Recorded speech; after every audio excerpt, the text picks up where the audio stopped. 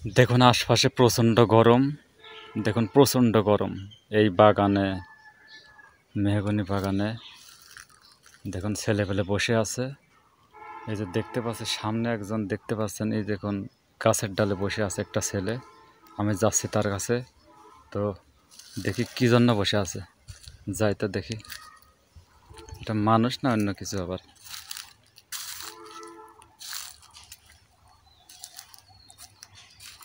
তো বাবা তুমি এখানে বসে আছো কেন?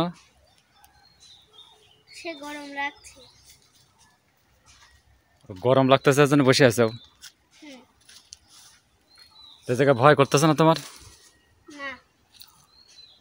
না, যদি সাপ পোকা যদি আসি ধরে তখন? তখন পালিয়ে যাব।